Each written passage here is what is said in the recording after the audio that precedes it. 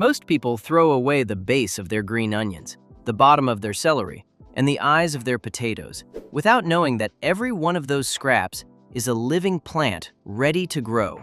What if I told you that 10 common crops can be regrown completely free from scraps you already produce every time you cook? Welcome to Evergreen Garden. Today we are covering the 10 easiest crops you can grow for free from kitchen scraps. No seeds, no garden required, and some produce harvestable food in under a week. Subscribe and let us get into it. 1. Green onions. Green onions are the single fastest and most dramatic demonstration of kitchen scrap regrowing available, producing full-sized, harvestable green tops from a half-inch stub of white root base placed in a glass of water on a sunny windowsill in as little as 5 to 7 days, and then continuing to produce indefinitely as long as you keep the roots in water and change it regularly, giving you a constant supply of fresh green onions for months from a single grocery store bunch that most people discard after cutting. The practice of regrowing green onions from cut bases in water has been documented across Asian cooking traditions for centuries, and the logic is straightforward. Allium fistulosum, the bunching onion, reproduces vegetatively through clumping rather than through seed as its primary strategy in most cultivated forms, meaning it is predisposed to regenerate from any portion of the plant that retains viable meristematic tissue at the base. Traditional Japanese, Korean, and Chinese kitchen gardens maintained cut-and-come-again green onion patches in pots near the kitchen as a standard practice, and the water glass method circulating widely online today is simply a modern indoor adaptation of the same principle, applied to a scrap that most American cooks have been throwing away for generations. Research in plant physiology confirmed that bunching onion basal meristems, the cells at the white base of the scallion that appear as a small nub just above the roots, retain full regenerative capacity after cutting, as long as at least a half-inch of tissue below the green leaf junctions is preserved. Placing this stub in clean water at room temperature triggers rapid cell division in the meristematic zone, producing visible new green shoots within 24 to 48 hours under good light conditions. Place cut green onion bases root side down in a small glass with about an inch of room temperature water, set on a south or west-facing windowsill, and change the water every 2 to 3 days to prevent bacterial growth. Harvest by snipping the green tops when they reach 4 to 6 inches, leaving the base intact to keep producing. For outdoor growing, transplant established bases to garden soil in USDA plant hardiness zones 3 through 10 in spring or fall for perennial production. 2. Celery.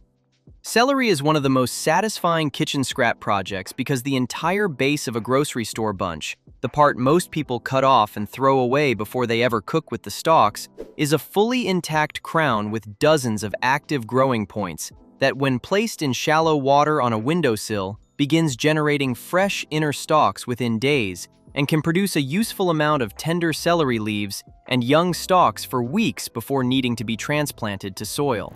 Cultivated celery has a long history as a plant that was initially valued for medicine rather than food.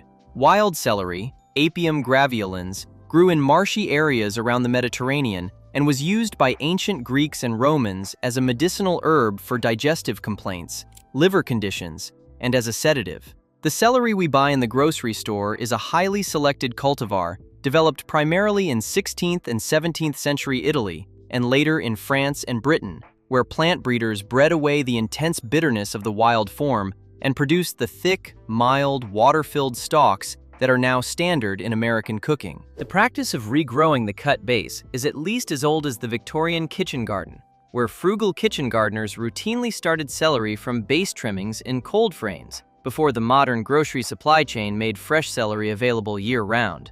Research documented that the celery crown base contains active apical meristems in the center of the cut surface, and that these cells resume growth readily when provided with consistent moisture and light.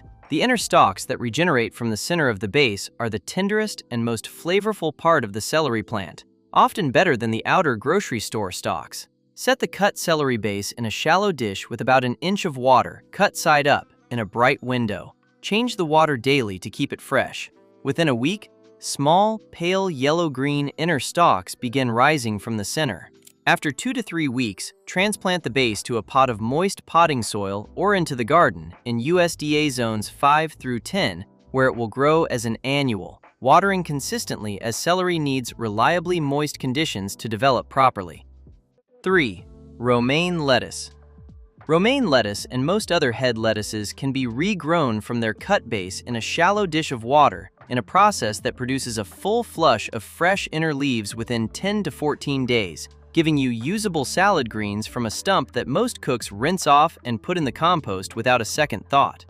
Lettuce has been cultivated for over 5,000 years, with the earliest records from ancient Egypt, where wall paintings at Karnak, dated to around 2700 BCE, depict lettuce being grown in garden plots along the Nile. The original cultivated lettuce was a cos, or romaine type, tall and upright with thick leaves, and it was grown specifically in kitchen gardens, where continuous harvest of outer leaves was the standard practice, rather than the modern American habit of cutting the entire head. Egyptian workers building the pyramids received lettuce as part of their food ration, and the vegetable was so connected to fertility and renewal in Egyptian religion that it was associated with the god Min. The cut-and-come-again regrowth method being rediscovered in American kitchens today is actually the original and oldest way that lettuce was harvested for most of its cultivated history. Research confirmed that lettuce regrowth from cut bases is driven by the apical meristem at the crown of the plant, which remains intact when a head is cut above the root zone. Water-rooted lettuce bases show measurable chlorophyll production in new leaf tissue within 48 hours under adequate light, and regrown inner leaves retain comparable vitamin K and folate content to freshly purchased heads. Cut the bottom inch of a romaine or butter lettuce head after removing outer leaves for eating, keeping the base intact. Place it cut side up in a shallow dish with about a ½ inch of water in a bright window with several hours of direct light per day. Change the water daily. Harvest the new inner leaves when they reach 3 to 4 inches. Outdoor lettuce beds in USDA zones 4 through 9 can be direct seeded from saved seed in early spring and fall for full heads that can be cut and come again through the cool season. 4. Garlic. Garlic is the most straightforward of all kitchen scrap crops because every individual clove you take from a grocery store bulb is already a complete planting unit, containing all the energy storage and genetic programming needed to produce a full new bulb of garlic with nothing required beyond pushing it an inch into the soil and waiting through one growing season. Garlic, Allium sativum, has been cultivated continuously for over 5,000 years, making it one of the oldest known cultivated plants. Ancient Egyptians used garlic medicinally and fed it to pyramid workers for strength and disease resistance, according to records by the historian Herodotus. The Sanskrit word for garlic appears in texts dating to at least 3000 BCE. Garlic does not produce viable seed in most cultivated forms and has been propagated exclusively through clove division for its entire cultivated history, meaning every garlic plant grown anywhere in the world for the last several thousand years is a direct vegetative descendant of earlier plants. Grocery store garlic from California, where most American commercial garlic is grown, includes cloves that will sprout and grow successfully in home gardens, though results are more reliable with hardneck varieties from local garden suppliers, because commercial soft-neck garlic is often treated with growth inhibitors and selected for storage life rather than for sprouting vigor. Research confirmed that garlic cloves contain a complete embryonic shoot and root system in dormancy, triggered into growth by temperature and moisture cues that mimic spring soil conditions. Studies documented the allicin production pathway in garlic and confirmed that homegrown garlic contains consistently higher allicin concentrations than commercially stored grocery garlic, where allicin degrades during extended cold storage.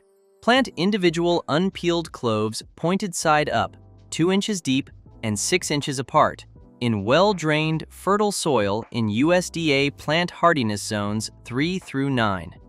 For the best results, plant in fall, in October or November, allowing the roots to establish before winter and the cloves to experience the cold period that hardens them into full-sized bulbs by the following summer. Harvest when the lower half of the leaves have turned brown, typically in June or July. 5. Ginger. Ginger is the kitchen scrap crop that most surprises people who try it for the first time. Because a small piece of fresh grocery store ginger root with visible buds on its surface, pushed into moist soil and left in a warm location, will produce full-height ginger plants with harvestable roots within one growing season, and continue producing indefinitely if the root clump is divided and replanted each year. Ginger, Zingiber officinale, has been cultivated in South and Southeast Asia for at least 5,000 years. With records of ginger in Indian Ayurvedic medicine texts dated to 700 BCE and Chinese medicinal records nearly as old. Ginger was one of the first Asian spices to reach the Mediterranean world, arriving through the Arab spice trade and becoming known to Greek and Roman scholars by the 1st century CE.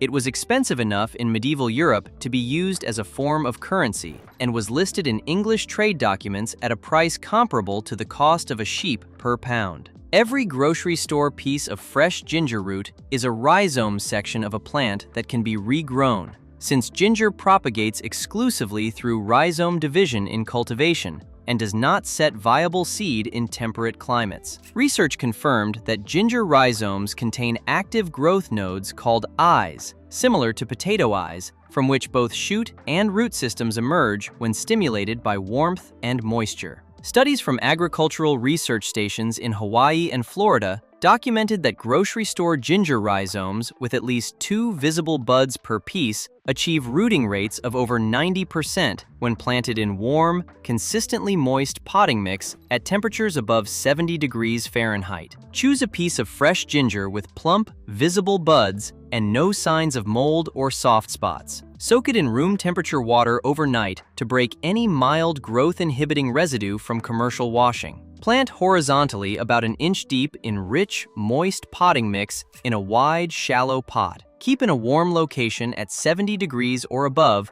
with bright, indirect light. Water to keep the soil consistently moist but not waterlogged. In USDA zones 8 through 12, ginger can be planted directly in the ground in partial shade and will return from the roots each spring as a perennial. 6. Potatoes.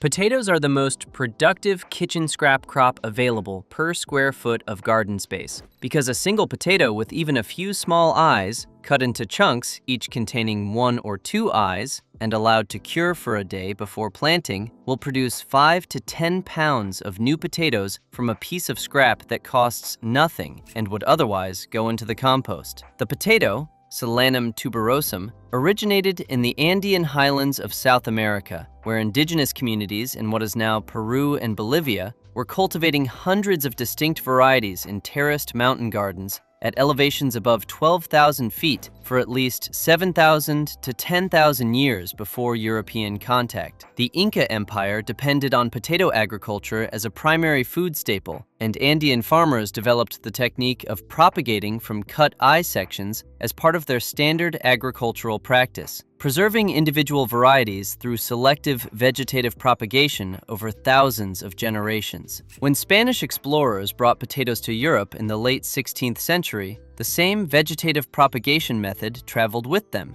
and every potato grown anywhere in the world since then has descended from those original Andean clonal selections. Grocery store potatoes that have begun sprouting in your cabinet are simply continuing the same process that Andean farmers managed for millennia. Research confirmed that potato eyes contain meristematic tissue capable of generating a complete new plant, with the starch reserves in the surrounding tuber providing the energy for initial root and shoot development before the new leaves can photosynthesize independently. University extension trials documented that seed potato pieces cured at room temperature for 24 to 48 hours after cutting, allowing the cut surface to dry and callus, achieve significantly better establishment rates than freshly cut pieces planted immediately. Cut potato pieces with at least 1 well-developed eye each allow the cut surfaces to dry at room temperature for 24 hours, then plant 4 inches deep and 12 inches apart in loose, well-drained soil in USDA plant hardiness zones 3 through 10.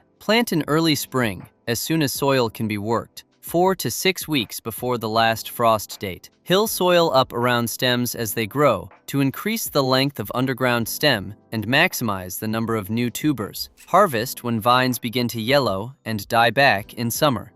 7. Sweet potato.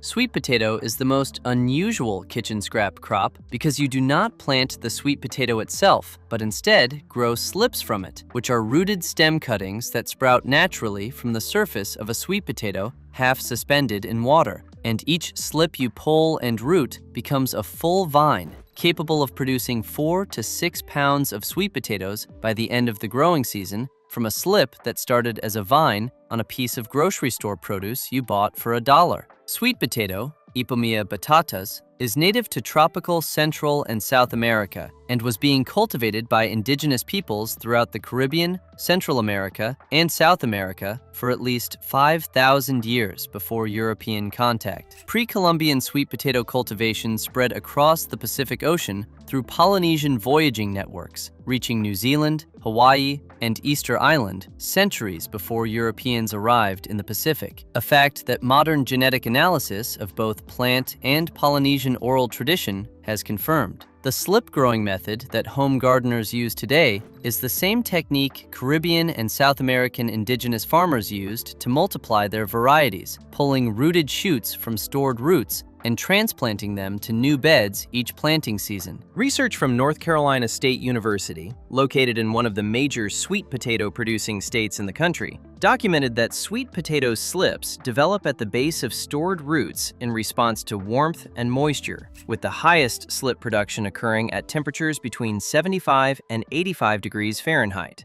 Studies confirmed that grocery store sweet potatoes, while often treated with mild sprouting inhibitors, produce viable slips at sufficient rates for home garden use when half submerged in water at warm room temperatures over 3 to 5 weeks. Push toothpicks into the sides of a sweet potato at its widest point and suspend it half submerged in a jar of water, narrow end down, in a warm, bright window. Slips will emerge from the upper half of the potato over 3 to 6 weeks. When slips reach 4 to 6 inches and show visible roots, twist them off the parent root and place in water to root further for another week before planting. Transplant to the garden in USDA zones 8 through 12 as a perennial, or in zones 3 through 7 as an annual after all frost danger has passed. 8. Lemongrass. Lemongrass is the kitchen scrap crop that turns a grocery store stalk purchased for one recipe into a permanent outdoor container plant or garden specimen that produces fresh stalks for cooking continuously for years, starting from nothing more than placing the cut base of a single lemongrass stalk in a glass of water on a windowsill and waiting 3 to 4 weeks for visible roots to develop before potting it in soil. Lemongrass, Cymbopogon citratus, is native to tropical South Asia and Southeast Asia, where it has been used in cooking, traditional medicine, and as an insect repellent for over 2,000 years. Thai, Vietnamese, Indonesian, and Sri Lankan cuisines all rely on lemongrass as a fundamental aromatic, and in each of these culinary traditions, the plant was historically maintained as a living clump in the kitchen garden, rather than purchased fresh, with new stalks harvested continuously from an established clump that was divided and multiplied over years.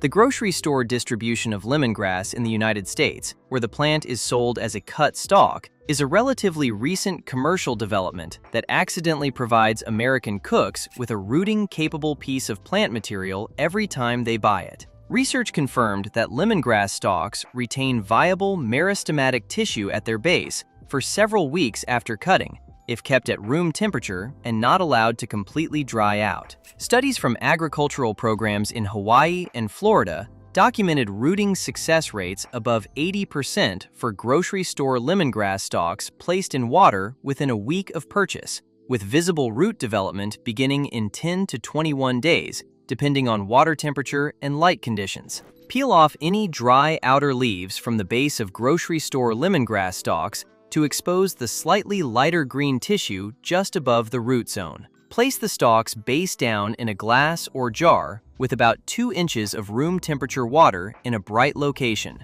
Change the water every few days. Once roots are an inch or more long, pot in well-drained soil. In USDA zones 9 through 11, Lemongrass grows as a perennial outdoors and can reach 4 to 5 feet tall in a large container or garden bed. In cooler zones, bring pots indoors before frost and treat as a houseplant through winter. 9. Basil. Basil is the kitchen herb that most people buy as a potted plant that dies within 2 weeks, or purchase in those flimsy grocery store containers that look like they were designed to fail, when the easiest and most sustainable approach is to take a single stem cutting from any fresh basil plant or grocery store bunch, root it in a glass of water in a few days, and have a thriving, permanent basil plant that produces fresh leaves indefinitely for the cost of nothing. Basil, Ocimum basilicum, originated in tropical Asia and Central Africa and has been cultivated for at least 4,000 years, with evidence of cultivation in ancient India dating to around 2000 BCE. Basil spread westward through the Arab trade routes and arrived in ancient Greece and Rome, where it was used both as a culinary herb and in religious ceremonies. In medieval Europe, basil was associated with love and used in folk medicine for digestive complaints. Italian cuisine's deep relationship with basil developed during the Renaissance period in Liguria and later spread globally through Italian immigration. In South and Southeast Asian culinary traditions, basil varieties including Thai basil and holy basil have been grown from cuttings in household kitchen gardens as a continuous, self-propagating supply for as long as the culinary traditions themselves extend, which is the same approach being rediscovered by American kitchen gardeners today. Research in plant physiology documented that basil stem cuttings develop adventitious roots from nodal tissue when the cut end is submerged in water, with rooting occurring within 7 to 14 days at room temperature. Studies confirmed that pinching the growing tip and removing any flowers at the time of cutting significantly improves rooting speed and the subsequent bushiness of the new plant. Select a non-flowering basil stem 4 to 6 inches long. Cut just below a leaf node with clean scissors and remove all leaves from the lower 2 to 3 inches of stem. Place in a glass of room temperature water in a bright window with several hours of direct sun. Roots will appear within a week. Change water every 2 to 3 days. Once roots are an inch long, pot in well-drained potting mix and water thoroughly. Basil grows outdoors in USDA zones 10 through 12 as a perennial, and in zones 2 through 9 as a warm season annual that is killed by frost. 10. Pineapple. Pineapple is the kitchen scrap project that takes the longest and rewards patience with one of the most striking plants you can grow in an American home, beginning with the crown of leaves you twist off the top of a grocery store pineapple and ending, 18 to 24 months later, with a full-sized pineapple fruit growing from the center of a plant you propagated for free from a piece of fruit you would have thrown away. Pineapple, Ananas camosus, is native to the tropical lowlands of South America, particularly the area between what is now southern Brazil and Paraguay, where indigenous peoples had been cultivating it for over 6,000 years before European contact. When Columbus encountered pineapple during his second voyage to the Caribbean in 1493, he found it already widely distributed throughout the Caribbean and Central America through indigenous trading networks and carried it back to Europe, where it became the most prized exotic fruit of the 17th and 18th centuries. European nobility paid extraordinary prices for fresh pineapples, and wealthy English landowners built heated glass pineapple houses specifically to grow the fruit as a display of wealth. The crown planting propagation method used today is exactly how indigenous South American farmers multiplied their pineapple cultivars, and it is the same method used in commercial pineapple production in Hawaii, Costa Rica, and the Philippines, where crowns are planted at large scale as the primary propagation technique. Research confirmed that pineapple crowns contain viable meristematic tissue at the base of the leaf cluster, and that adventitious root development begins when the crown is exposed to moisture after a brief drying period. Studies documented that removing the lowest ring of leaves from the crown before rooting, exposing the slightly woody stem tissue underneath, significantly improves rooting success by increasing the surface area of tissue in contact with water or rooting medium. Twist or cut the crown from a ripe grocery store pineapple, leaving as little fruit flesh as possible attached to avoid rot.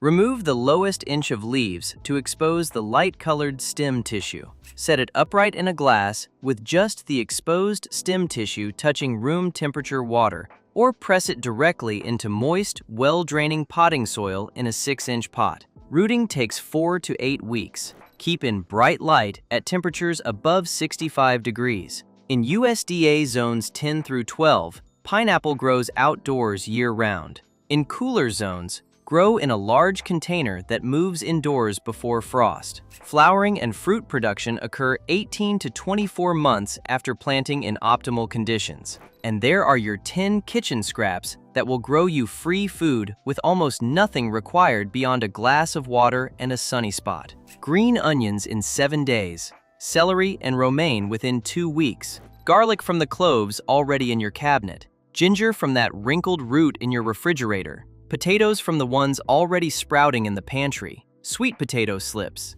Lemongrass from a single grocery store stalk. Basil cuttings in a glass of water. And a pineapple crown that turns into a full fruit 2 years from now. Start with one today. Subscribe to Evergreen Garden for more every week. Give this video a thumbs up and tell us in the comments which of these 10 you are trying first. We will see you in the next one.